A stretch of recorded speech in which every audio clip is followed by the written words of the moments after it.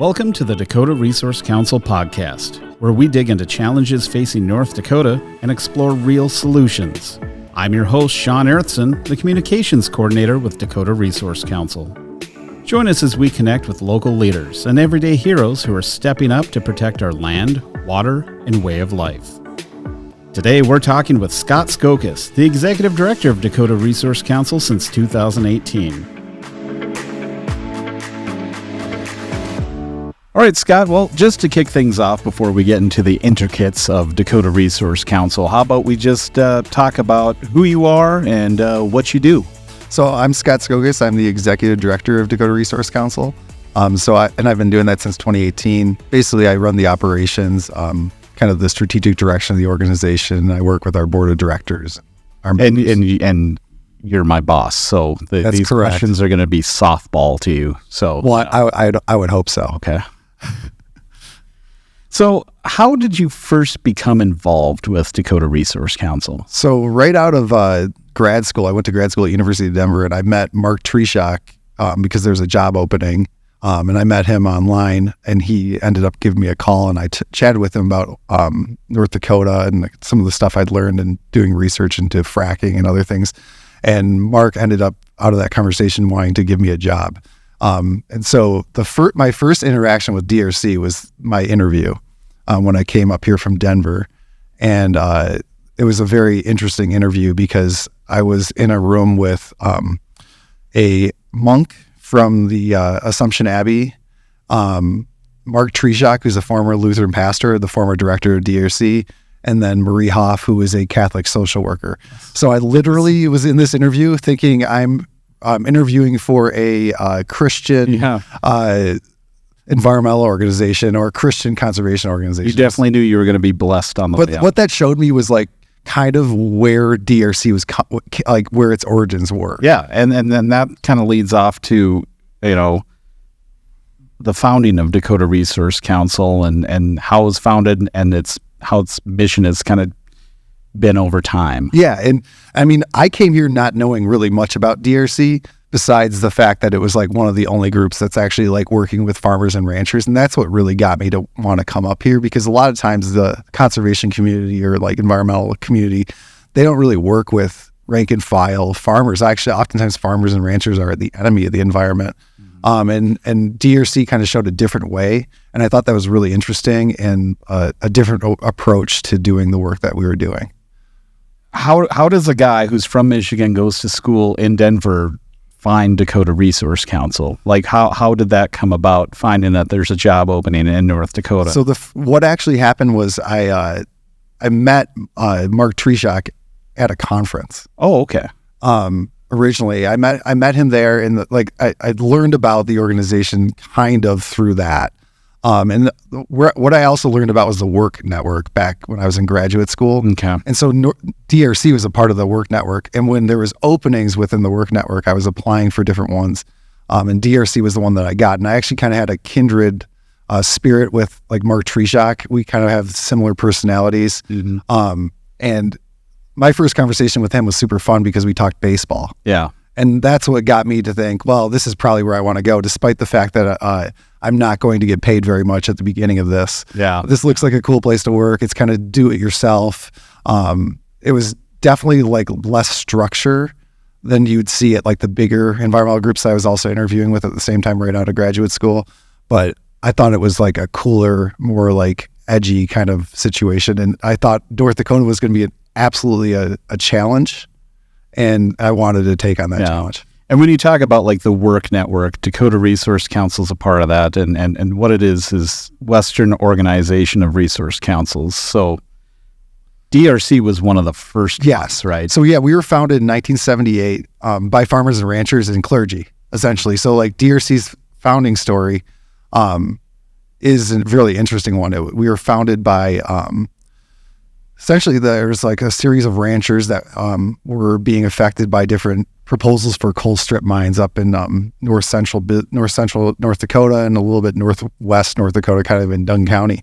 And those folks, one of them being Randolph Nodland, whose relatives live here in Bismarck, and his I guess his family, his whole family. Yeah. Yeah. So his they helped found this organization to essentially reform the strip mining laws and to improve the strip mining laws in North Dakota to protect farmers and ranchers from essentially unfettered mining, the coal industry, because a lot of acreage got taken out of production from that. So DRC's legacy since then has been reducing the amount of impact that has occurred onto farms and ranches from energy development. Yeah, and that was one of the key issues in the beginning and how DRC formed. And what was the original name? It wasn't always Dakota Resource We were originally called United Plainsmen. Yes, United Plainsmen. And that was from about 72 to 78, we were United Plainsmen. And United Plainsmen was actually just even edgier than DRC. It was kind of a mix of hippies and ranchers going around the state trying to influence the policies around mining. I mean, even people like Mike Jacobs, who wrote for the Grand Forks Herald, were related to us in some ways. He wasn't necessarily a person that was a member, but he was tangentially associated with his writings around coal and things like that.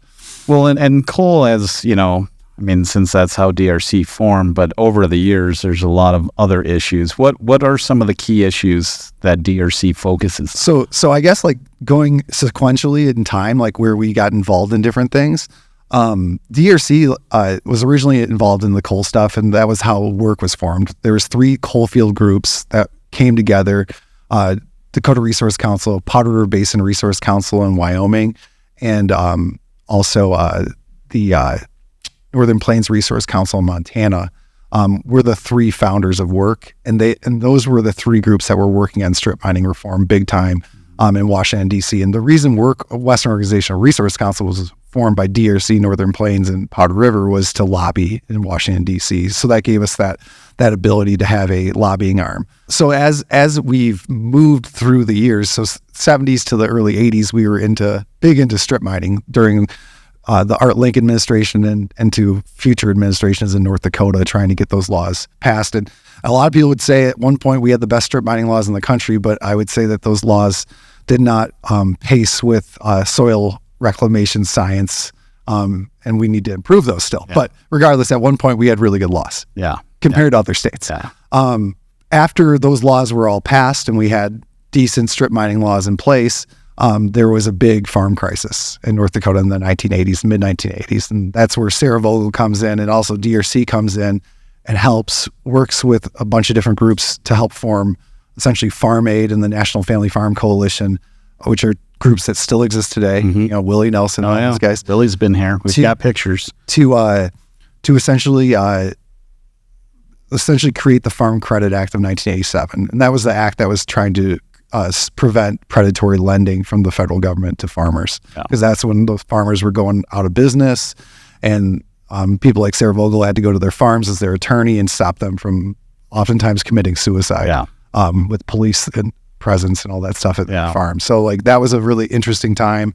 And so ever since the 80s, we've been kind of also working a lot on ag issues, where we've specifically become very much about trying to make the markets fair for our ranchers, because obviously that's who founded us, to try to prevent really negative crops like genetically modified wheat from getting into the market and taking away our different agricultural markets for our wheat producers in Europe and Japan and things like that. We were successful in doing that. We're oftentimes, because of that, we're a group that punches above our weight, and that's mainly because we have people behind us, and we're usually on the right side of history. Yeah. So the ag issues, and then I do believe DRC focused into oil and gas. Yeah, that was when you and I came in here. And that, I mean, it's always kind of been an issue, along with setbacks, how far an oil well can be drilled next to a domicile, a home, a place. But then in 2009, mainly 2012, the big focus was the Bakken play. Yeah, exactly. So once that really came into play, I mean, we'd been working on oil and gas as an organization for years. The McKenzie County Energy and Taxations Association, which is Donnie Nelson and a lot of others, Roger Brenna, people you used to work with. Yep. That group was one of the main groups working on oil and gas for a long time. But then when the Bakken came, it was like we were getting run over. Yeah. And so we essentially transitioned to a task force format where we worked with everyone affected by oil and gas, not just McKenzie County. And the big fight back then was around setbacks and flaring. And I know that DRC was pushing for something like a 1,500-foot setback from oil wells, things like that. Unfortunately, we were not successful. We did get it moved to just beyond 500 feet, which is an improvement, but not very great. But the flaring stuff, we've actually, if you look at the record, we have actually done a lot. Unfortunately, North Dakota still has a lot of flaring going on, but like there has been federal rules passed that are a testament to us and our affiliates. And that kind of goes on to the next question on success stories or, achievements since you've been with DRC, because flaring has been the big one. Yeah. We didn't think that, we knew it was going to be an issue. The photos from 2013-14 from space were northwestern North Dakota, which is usually dark at night. You could see it on a satellite. It looked just like Minneapolis, and flaring was a big one. But what are some other success stories or achievements that you've had at DRC? So one big one, like I guess around oil and gas, was there was a rule that was called the BLM Waste Prevention Rule, or is it BLM Methane Rule, is what colloquially called it. That was passed in, I believe, 2016, right at the end of the Obama administration. And there was a big effort by the Trump administration to roll it back. And our group, Fort Berthold Power, our affiliate, was instrumental in securing the necessary vote from Heidi Heitkamp and also John McCain to prevent the Congressional Review Act, which would have rolled back that law. And that the bill literally passed or failed 51-49. Wow. And it was because of both John McCain's vote and Heidi Heitkamp's vote that vote failed. And because of that, the law was able to stay in place. And we prevented waste from occurring, or flaring from waste, i.e. flaring from occurring on federal and tribal lands. So that was a big deal for our indigenous members on Fort Berthold. Unfortunately, then that all got rolled back again and some administrative actions, and we are continuing to fight for those methane rules today. And they just recently were passed, and we're hoping to keep them in place. Yeah, I'd say that's a pretty big achievement when you can go out and get, a couple of senators to rally behind your issue. So, talking about issues that Dakota Resource Council works on, how does DRC prioritize issues and campaigns? So we are very membership focused on how we prioritize, how we do our work.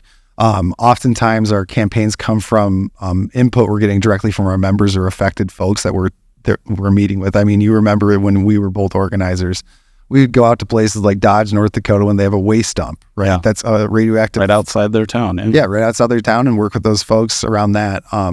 But oftentimes with issues, it's really just what's going to make an impact and what's affecting the people that are part of our organization, and trying to crowdsource that to figure out what's the biggest thing we need to work on right now.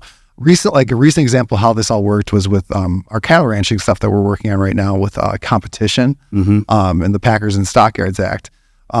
We essentially got a group of cattle ranchers together to kind of figure out what do we need to do to reform all this stuff so that you guys have better markets and you can sell your cattle and in a way that's profitable for you. Mm-hmm. And essentially what we needed was we needed mandatory country of origin labeling back in play.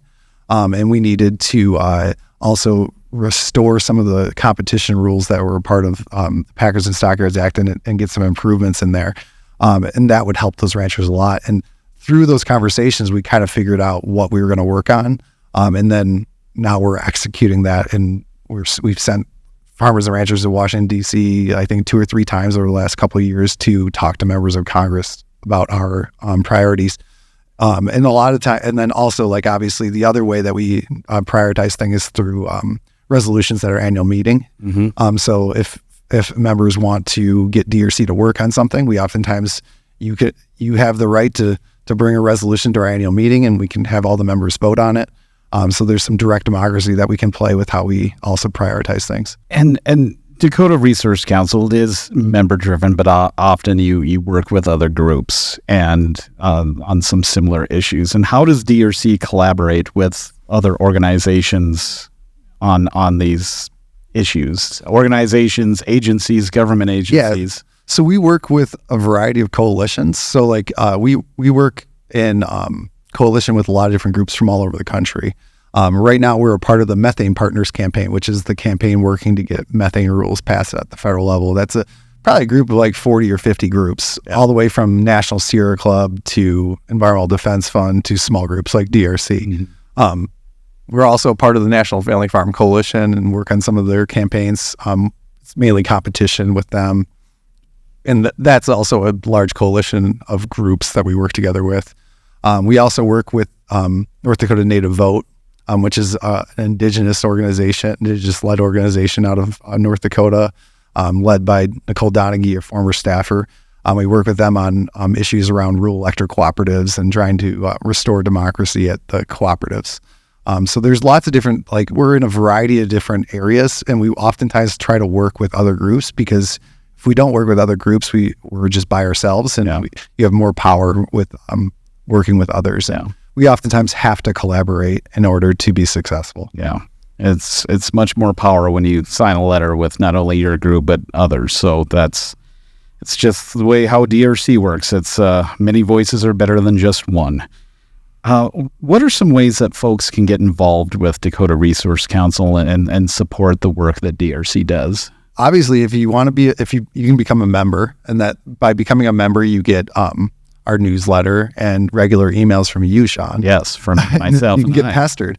But the emails from you are very informative, and they kind of help people that aren't aware of what we're doing on the daily basis to figure out how to get involved. There's different ways you can be involved in DRC. Obviously, you can just be a dues-paying member. You can be very involved. We have members who are part of our task forces or committees where we kind of shape our policy. So we have an ag committee, we have a cattle committee, we have oil and gas committee. Those are different areas where we can kind of shape how we do our work, because we oftentimes, as staff, we don't always know the right answers. So oftentimes it's the members that can really help us shape where we go. Well, they know best. It's their issue. Yeah, literally, they're living. That's where we get our information from. Yeah.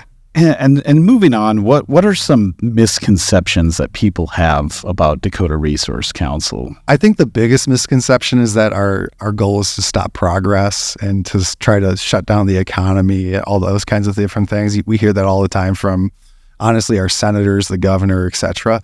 The truth is we just have a different vision, a vision that's more people-led and less top-down.